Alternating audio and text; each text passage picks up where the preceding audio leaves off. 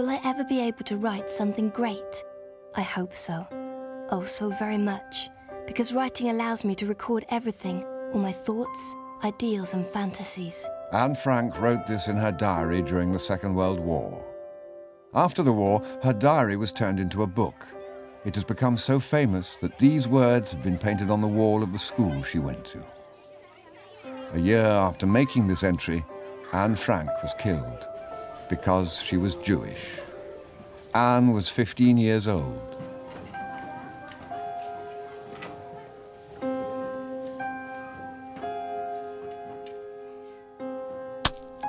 She wasn't the only Jewish pupil in her class. We might also tell stories of her 15 Jewish classmates, their arrests or hiding, hunger, sickness or death. But we know Anne Frank's story so well because she wrote it down herself.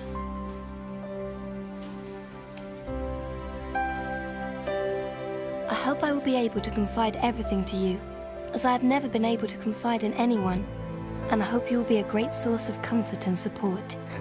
Anna Frank, 12th of June, 1942. Anne Frank began her diary on her 13th birthday. Most of it she wrote during her 2 years in hiding. The place where she hid is still there. It's now a museum called the Anne Frank House. People from all around the world come to see it, as well as Anne's diary, which is exhibited there.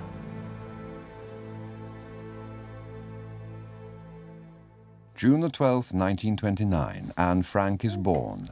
Her sister Margot is 3 years older. Her mother, Edith, takes care of the home and family. Her father, Otto, works in a bank. They live in Frankfurt in Germany.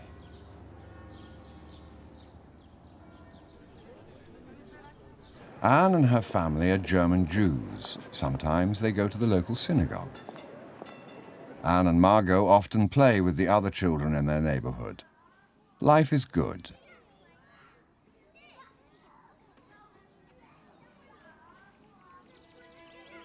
In 1933, an anti-Semitic political party comes to power, People Who Hate Jews. Their leader is Adolf Hitler. The party is called the National Socialists. Its members are called Nazis. Germany is a poor country, and Hitler has promised to help the people to rise to their former glory. He wants Germans to be proud of their country. As he sees it, they need to unite under a strong leader because they're being threatened by enemies. According to the Nazis, the Jews are Germany's greatest enemy. They portray Jews as dangerous. Since time immemorial, the Jews have been blamed for other people's problems. This makes it easier for many Germans to believe what Hitler tells them.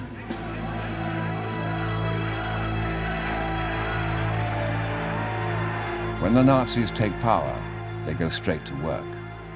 They start arresting anyone with ideas different to their own and put them in prison camps. They burn books by Jews and political opponents. They introduce many anti-Jewish laws. They have Jewish teachers and civil servants fired from their jobs. Jewish students must sit apart in classrooms. Nazis also discriminate against gypsies, homosexuals, and the disabled. They prevent people from shopping in Jewish-owned stores. The Nazis are everywhere. It's getting dangerous for Jews. Anne's parents no longer want to live in Germany. Her father gets the chance to start up a company in the Netherlands, and they decide to leave.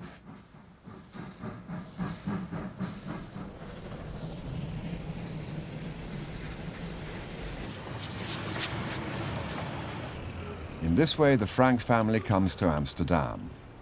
Anne is almost 5 years old. Their house is in a new neighborhood in Amsterdam, and Anne soon feels at home there. She goes to school and learns Dutch. She has Dutch and German friends to play with, because she's not the only German Jewish refugee in her neighborhood.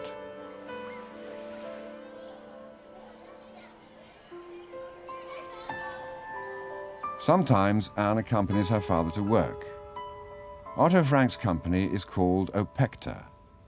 There, they make an ingredient for making jam. Otto makes a film to advertise his product. In it, Mip Gis, one of Otto's employees, shows how to use Opecta.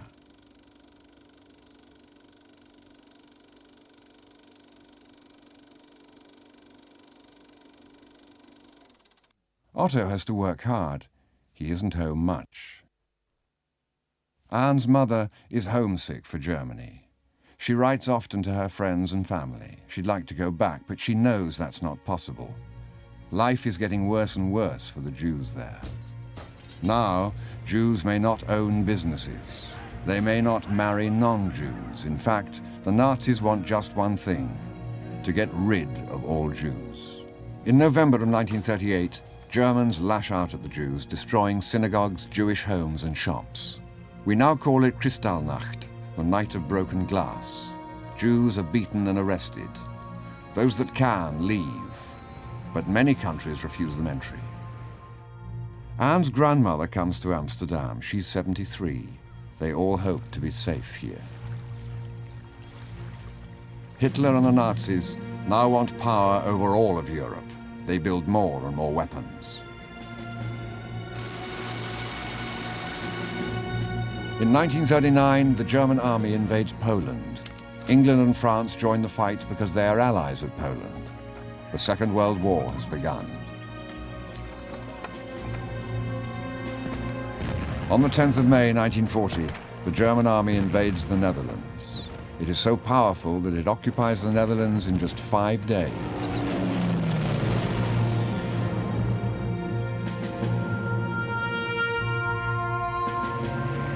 Still, the Dutch army manages to fight back until the Germans bomb Rotterdam.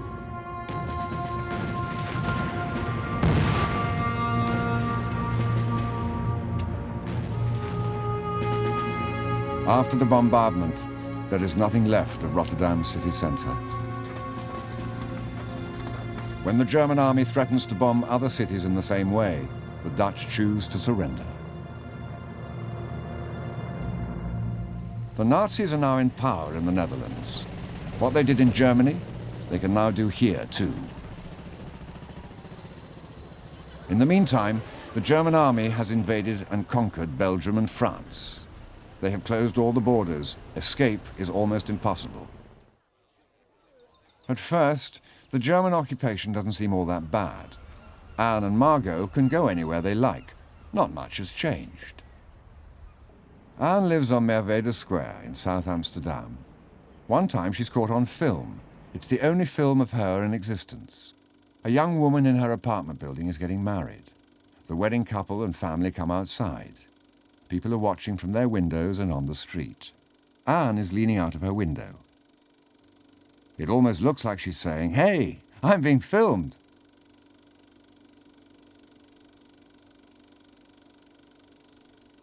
A few months later, Anne and Margot are forced to go to a new school, the Jewish grammar school.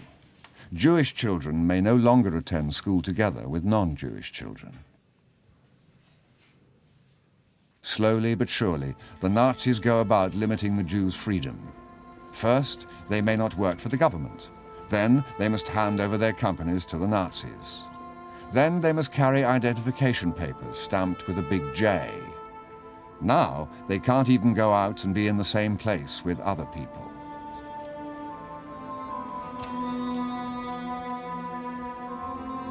Now they must wear a yellow star, so everyone can see they're Jewish.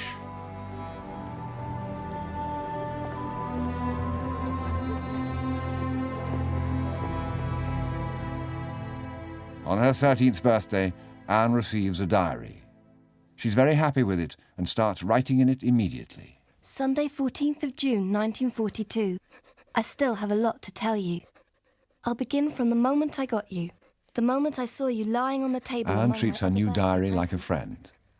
She has no idea that in 3 weeks she will never be able to see her real friends ever again, that she will have to go into hiding. It all happens on a Sunday. Anne is sitting in the sun reading. Someone rings the doorbell. It's the postman with a registered letter for Margot. She is being ordered to report for work duty in Germany. But this isn't just any work order. Everyone knows if Margot goes to Germany, she'll probably never be heard of again. But if she doesn't report, The police will come after her and punish her whole family too. I was stunned. A call-up. Everyone knows what that means. Visions of concentration camps and lonely cells raced through my head. Anne's parents saw it coming. They had already planned to hide from the Nazis, and they decided that the time had come. The next morning, Mip Gis comes to pick Margot up. They get on their bicycles and ride away together. Then Anne leaves with her parents. They take as many clothes and other things as they can, without looking conspicuous. The walk takes an hour. Anne's father explains that the hiding place is behind his company building. It's in the center of town near the Western Church. The front part houses the company offices and storage areas, but behind that there's another house, a secret annex, where they can hide. The office workers already know of their plans.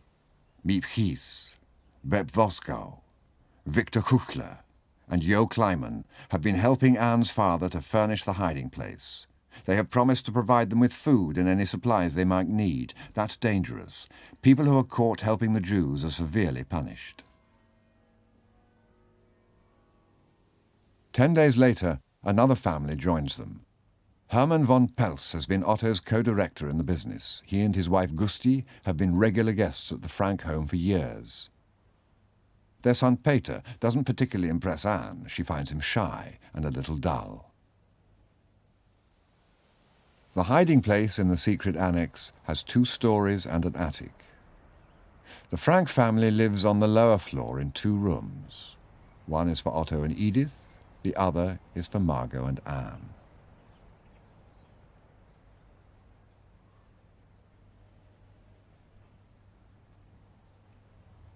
Above them is a large room where Hermann and Gusti van Pels sleep. This also serves as the dining room and kitchen for the whole group. Peter has his own room next to them. The stairs lead to the attic, which is used for storage.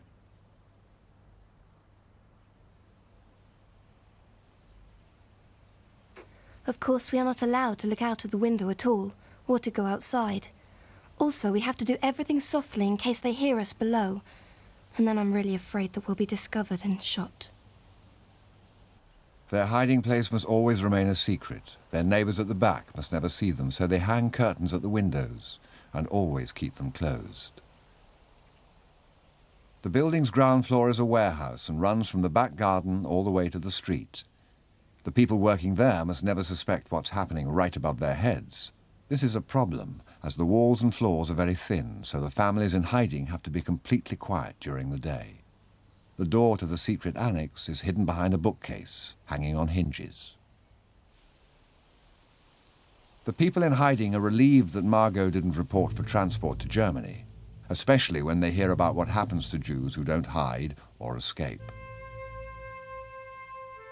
Our many Jewish friends are being taken away in droves. The Gestapo is treating them very roughly and transporting them in cattle trucks to Westerbork, the big camp for Jews in Drenthe. Escape is almost impossible. If it's that bad in Holland, what must it be like in those faraway and uncivilized places where the Germans are sending them? We assume that most of them are being murdered. The English radio says they're being gassed. Perhaps that's the quickest way to die. I feel terrible.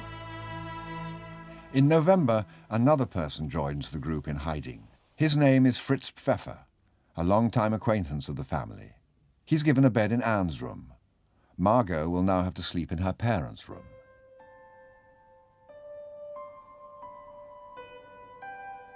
Anne is not happy about Fritz Pfeffer.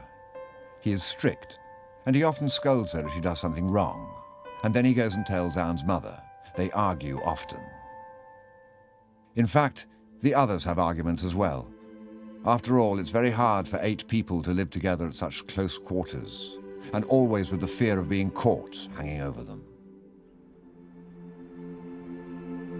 Pfeffer describes to them how the Nazis and their helpers close off entire streets and then force all the Jews out of their own homes, including children, the elderly, and the sick.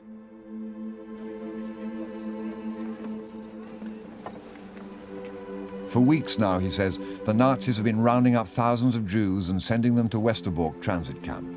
From there, they are taken in cattle trains to Eastern Europe.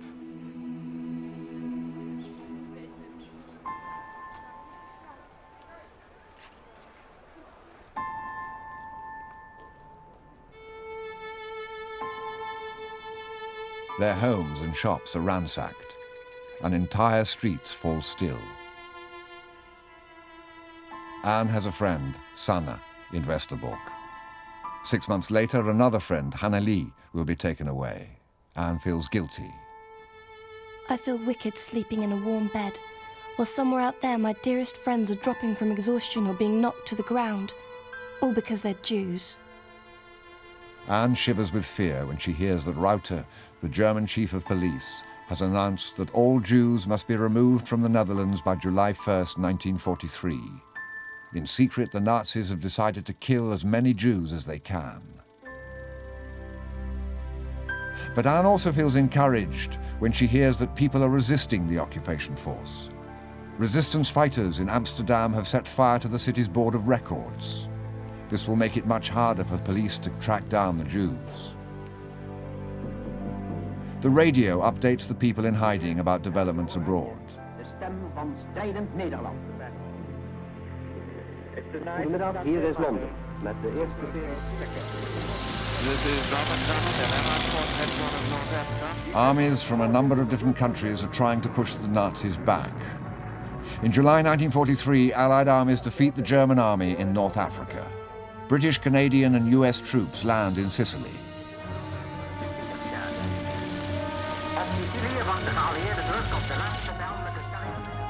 The German army is now surrounded.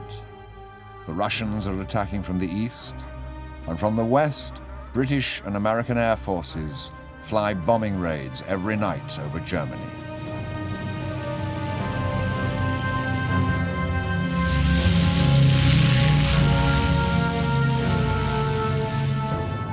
From her room, Anne can hear them passing overhead. The number of airstrikes on German cities is increasing daily. We haven't had a good night's rest in ages, and I have bags under my eyes from lack of sleep.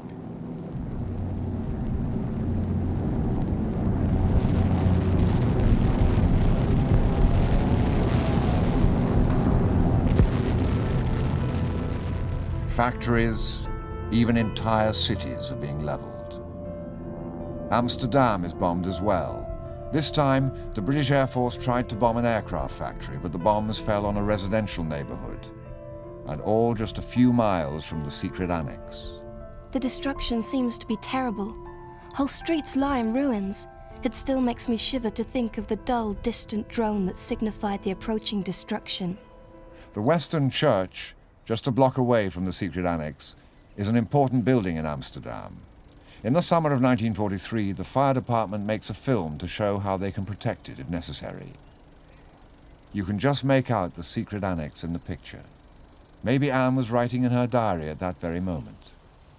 Wednesday, 23rd of February, 1944. Dearest Kitty, this morning, when I went to the attic again, Peter was busy clearing up. He finished quickly and came over to where I was sitting on my favourite spot on the floor. He stood and I sat. We breathed in the air, looked outside, and both felt that the spell shouldn't be broken with words. I knew then that he was a good, decent boy. The two of them spend a lot of time together. But after a few months, Anne doesn't feel as in love as she used to, and she distances herself from Peter. Instead, she spends more time with her diary. Wednesday, 29th of March, 1944. Dear Kitty, last night, Mr. Bogelstein, the cabinet minister, speaking on the Dutch broadcast from London, said that after the war a collection will be made of diaries and letters dealing with the war. Of course, everyone pounced on my diary. Just imagine how interesting it would be if I were to publish a novel about the secret annex. The title alone would make people think it was a detective story. Anne starts rewriting everything on separate sheets of paper, all for her new book.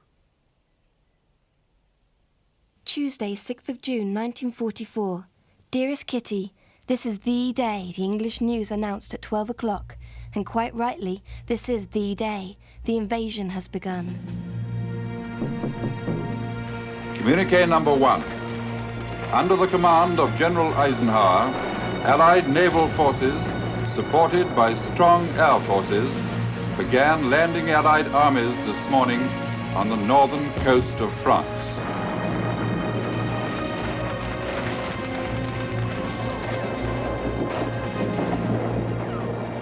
The German army is not expecting this invasion.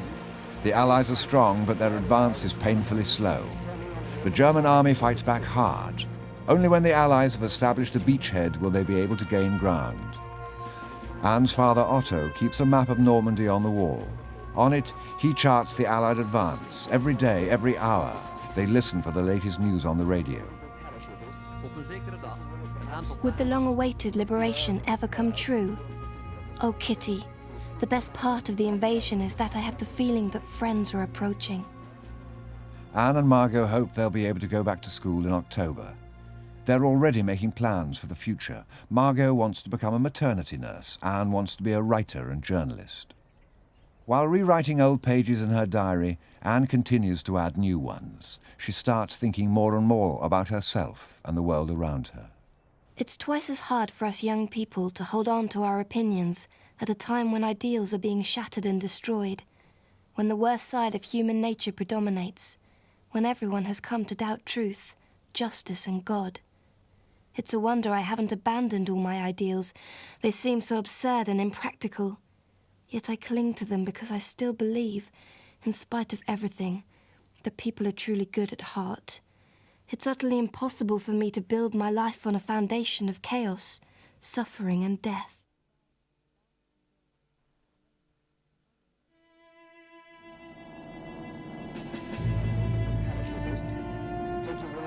Anne would never get to see the peace. The Allied forces are approaching Paris when on August the 4th, 1944, someone phones the German police in Amsterdam with the message, "There are Jews hiding at number 263 Prinsengracht." Immediately, an SS officer drives to the building, accompanied by Dutch policemen. They march in through the warehouse and climb the stairs to the offices. The staff are taken by surprise and cannot do anything. Jo Kleiman and Victor Kuchler are arrested. The police walk on through to the annex and arrest all those in hiding. They are taken to prison.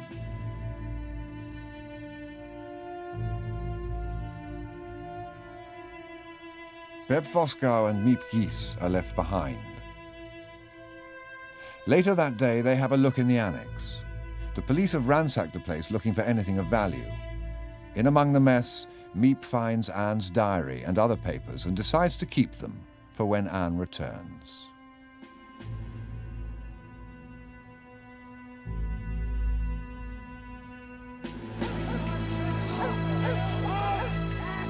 After her arrest, Anne Frank is moved from one concentration camp to another. She starts off with the others at the Westerbork transit camp. A month later, following a 3-day-long trip without food or water, they end up at Auschwitz, the enormous extermination camp in Poland.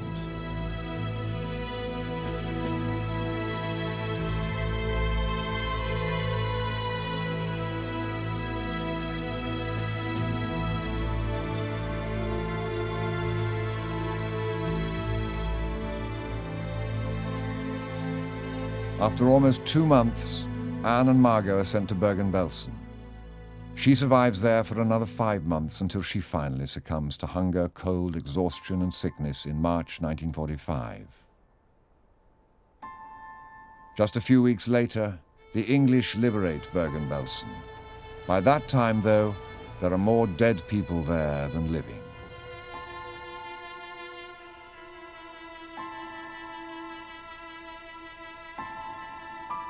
Margot always stays with Anne until she dies of typhus just before her little sister.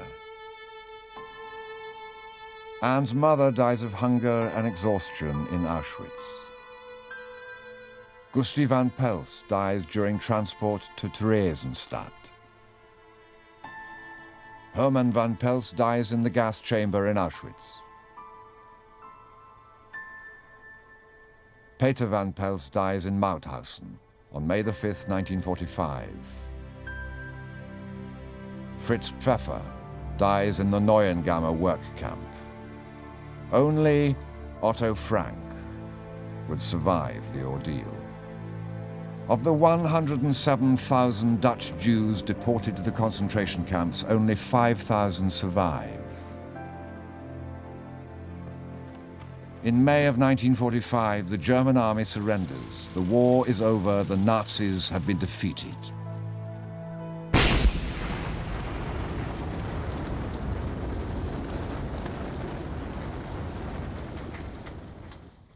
In June of 1945, Otto Frank returns to the Netherlands.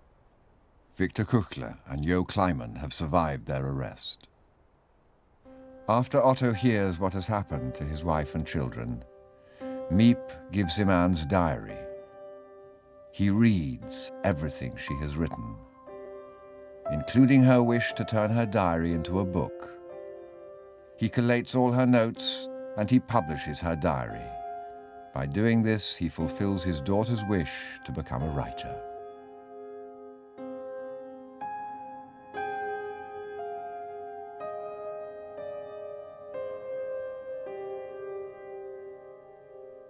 When I returned, and after I had the news that my children would not come back, Miep gave me the diary, which had been saved by, I should say, a miracle.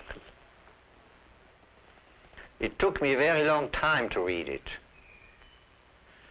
And I must say, I was very much surprised about the deep thoughts Anna had, her seriousness, especially her self-criticism. It was quite a different Anna I had known as my daughter. She never really showed this kind of inner feeling. She talked about many things, we criticized many things, but what really their feelings were, I only could see from the diary.